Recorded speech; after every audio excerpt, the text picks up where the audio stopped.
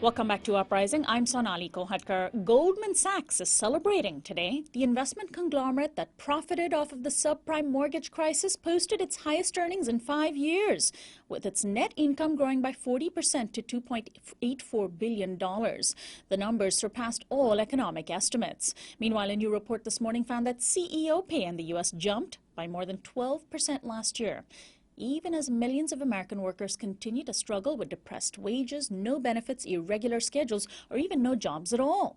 A growing movement is now fighting back, sick and tired of the obscenity of inequality. Thousands of workers around the country from a wide variety of industries walked out of their jobs yesterday in hundreds of cities to demand a minimum of $15 an hour in wages. A growing coalition of organizations, unions, and individuals representing the fast food, retail, service industries, and even academia joined together.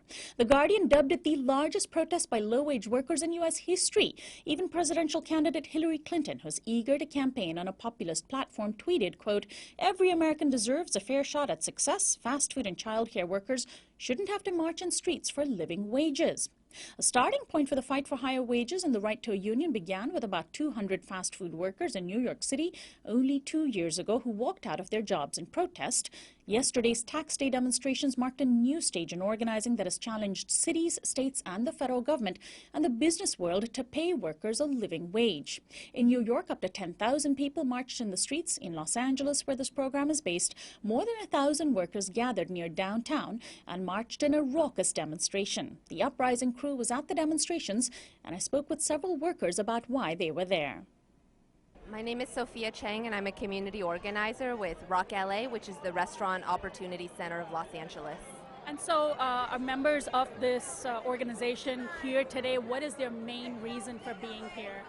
Rock LA, we're a worker center for restaurant workers in Los Angeles, and we're here today to fight for $15 as part of a comprehensive package to raise the minimum wage, have real enforcement of wage and hour laws, and to also get paid sick days. And today the focus is really on a $15 minimum wage.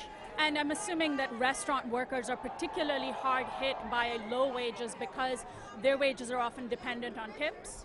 That's exactly right. Restaurant workers, the majority, front of house, back of house, make minimum wage. The median income for a restaurant worker in Los Angeles is $15,600. So that's hovering right at the minimum wage level.